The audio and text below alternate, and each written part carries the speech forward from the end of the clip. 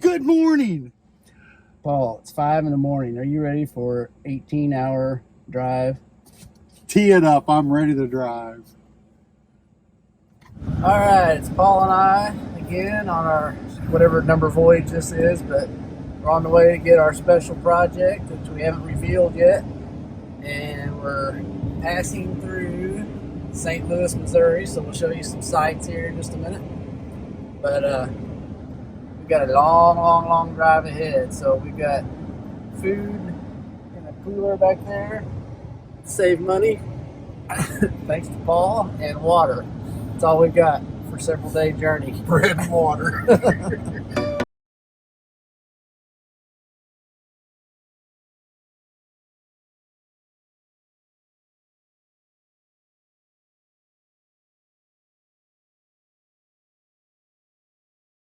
Take a detour here, so we're kind of off the beaten path. But I thought I'd take this time to kind of tell you a little bit about kind of how we got where we're going right now.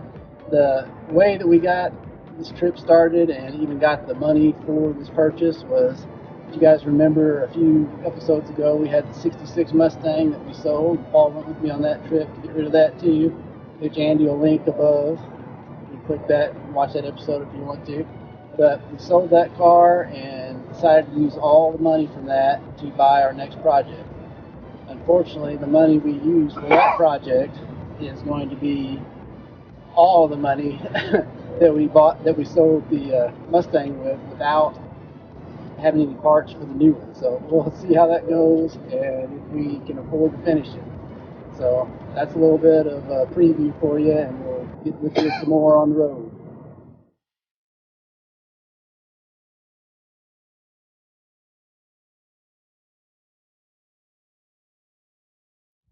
Well, we are now in Ohio. Getting a little stir crazy here. We've been on the road for how long? 8.5 hours. 8.5 hours, right. So we're just starting. Yeah. 10 more to go. We're hoping to stop here in about 3 or 4 hours for the night. Correct? Maybe. Well, it's 5 a.m. We're in West Virginia. We stopped here at midnight, and we stayed in this incredible resort. Christy would have loved it. Yeah. But all right, we're back on the road, and we still have another 7 hours to go before we get to our destination. So we'll try to stay awake as we drive.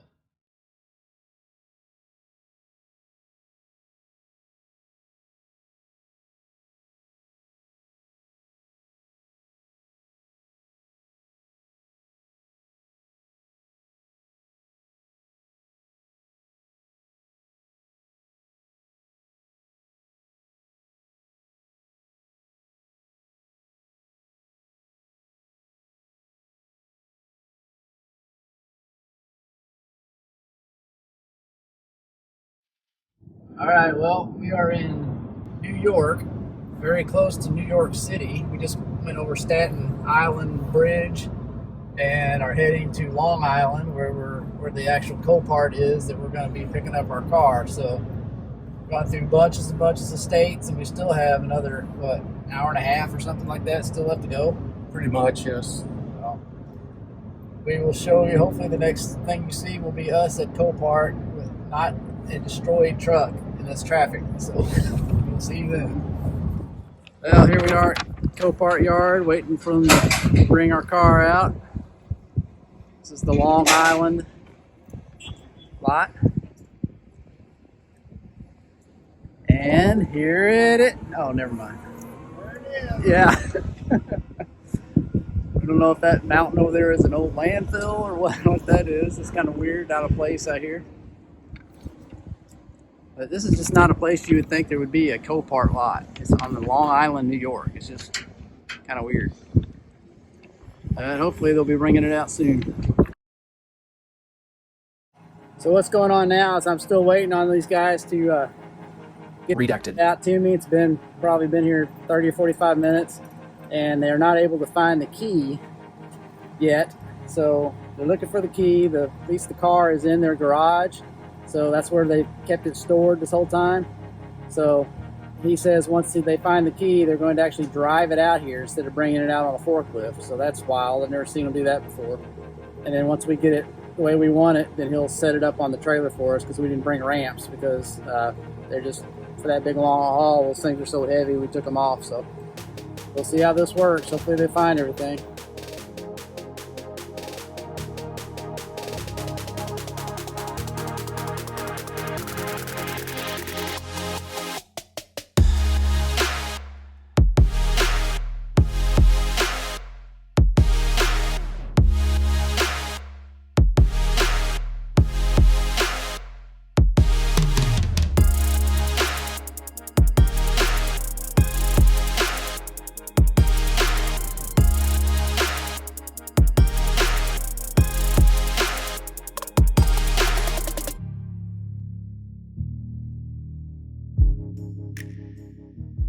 The Chevrolet Corvette is the longest-running production sports car in history.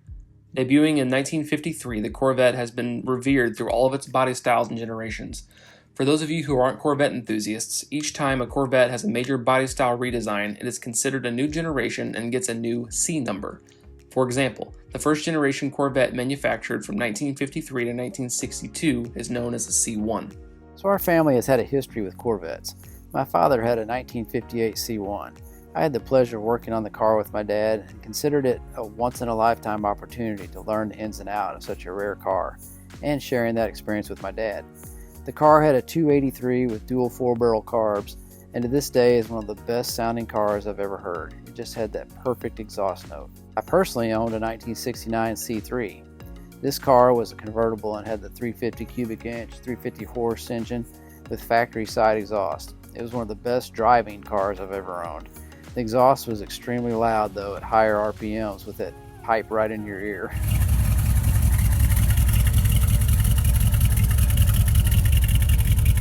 The paint was not great on the car, but I still look back on it as one of my most fun to own cars. So back to Corvette history. As we stated earlier, the C1 was manufactured from 1953 to 62. Its main competition in America was the Ford Thunderbird. In the early years, with its big V8, the Thunderbird trounced the Corvette on the drag strip and in sales, before changing its design and morphing into more of a personal luxury coupe. But thankfully, the Corvette stuck it out and increased its 150 horse Blue Flame 6 to a 265 cubic inch V8 with 195 horsepower. The Corvette kept increasing in engine size and horsepower until the C2 debuted in 1963. The new C2 body style was and is arguably the most iconic Corvette, especially the famous 1963 split-window coupe. This car has consistently brought incredibly high prices at car auctions for many years.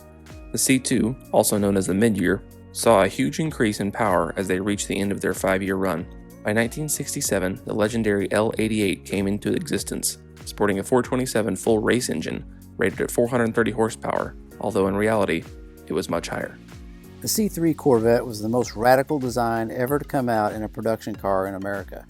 It was unlike anything anyone had ever seen. It was so popular that Chevrolet used the design for 14 years. So from 1968 to 82, Corvette drivers looked out over that nose that seemed 2 miles long, and they looked cool doing it. Unfortunately, the C3 has the distinction of being the Corvette that was in production during the new emission standards. For example, the 1975 Corvette with the top engine option only produced 205 horsepower. The dismal power continued when the C4 hit the scene in 1984. The Corvette was redesigned to be a world-class, high-tech car of the future. The new design took so much effort, though, that there was not time to release a new Corvette for the 1983 model year. There is only one 1983 Corvette still in existence, and that can be found at the National Corvette Museum in Bowling Green, Kentucky. The incredible futuristic design was still subject to emission controls, but engineers did find ways to make the engines more efficient and powerful while still complying with the law. Then came 1990. 1990 gave birth to the infamous Corvette ZR1. The ZR1 brought Corvette up to a new supercar standard, and it truly was an exotic car crusher. The 1990 Ferrari Testarosa's 12-cylinder engine produced 380 horsepower, had a 0 to 60 time of 5.3 seconds, and a top speed of 178 miles per hour at the time. The ZR1, on the other hand, also had 380 horsepower, a 0 to 60 time of only 4.5 seconds, and a top speed of 179, which was 1 mile an hour higher than the Ferrari. With the ZR1 in production, the Corvette came crashing into the world market as a huge bargain. The Testarosa's price tag was around $180,000, while the ZR1 was only $58,000. After a 13-year run, the C4 design needed to be updated. So in 1997, the world met the C5. The new design gave birth to several new breakthroughs. Those include the drive-by-wire throttle, which was an electronic throttle control with no linkage involved, the heads-up display, and perhaps the greatest of all, the LS engine. Almost no parts from the C4 were used in the design of the C5. It was a totally new car. There were no ZR1 versions of the C5. Its top model was the Z06, which produced 405 horsepower, had a 0 to 60 time of 3.9 seconds, and a top speed of 170 miles an hour. The goal the engineers had when designing the C6 was to tighten the body design and perfect the details of the C5. The biggest visual changes were the shortening of the body and the loss of the pop-up headlights. These are the first stationary headlights since the original Corvette C1. The C6 had many different packages available, including both the Z06 and the ZR1. When the C6 ZR1 debuted in 2009, it was met with a huge amount of fanfare. There had never been a production Corvette with anywhere close to this much power. It was the fastest and most expensive Corvette ever produced. The engine was a hand-assembled 6.2-liter supercharged LS9 that produced a whopping 638 horsepower, ran a 0 to 60 time in 3.4 seconds, and had a top speed of 205 miles an hour. GM was so proud of this engine that they made a clear window in the hood to show it off. The car was widely featured in articles and TV shows showing its amazing speed and incredible technology. There was even a Motor Trend story about racing the ZR1 against a Blue Angel fighter jet. The ZR1 also had new technologies like magnetic selective ride control and launch control with performance traction management. It has huge 15-inch carbon ceramic brake rotors and 6-piston Brembo calipers. Personally, rebuilding a ZR1 is a huge thrill for us. We believe it's the first C6 ZR1 that will be rebuilt on YouTube. It's also a huge risk because the parts are so expensive and it took a big chunk of money for us even to buy one wrecked. Of course, we will reveal all the numbers to you on the finale episode. So thanks for coming along on the ride with us for this build. Hopefully it has a happy ending. Alright, so here is the vet. We've already took off this fender over here. Then we're going to try to go ahead and secure everything that is flopping around because we got an 18-hour drive home. And that fender, I bet, does not weigh 2 pounds or 1 pound. I mean, it's light as a feather. It's all carbon fiber. They did find the keys. They did find the headlights, all the parts. So I got the bumper in the back of the truck right here, and I think it's got everything on it. Looks like it. They're super helpful.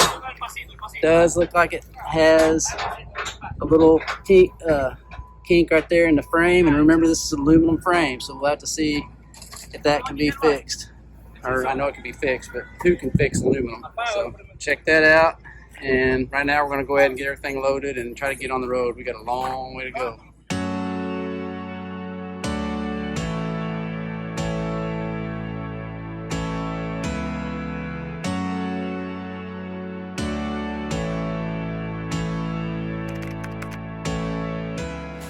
Well, we spent the night in Danville, Pennsylvania, coming around the corner to make sure, yes, it's still there. because there was hardly anybody at this hotel last night.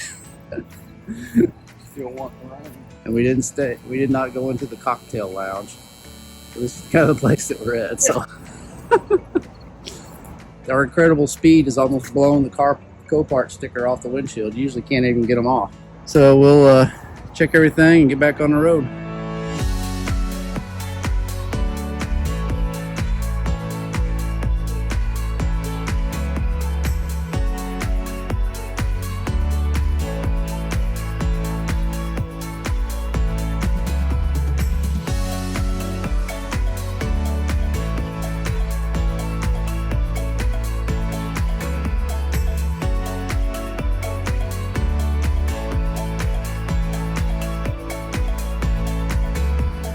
Which one is going forward? Which one is going backwards?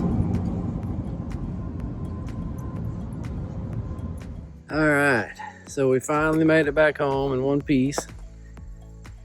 Here's the vet. Paul and I figured up last night we were gone about 60 hours and had to go from Missouri to Long Island and back, which was about 2,200 miles. And we were in a hotel a total of 2 nights and 13 hours total. The rest was on the road. So it was a very long, tiring trip. And I can't wait to get this thing off the trailer and get in the bed.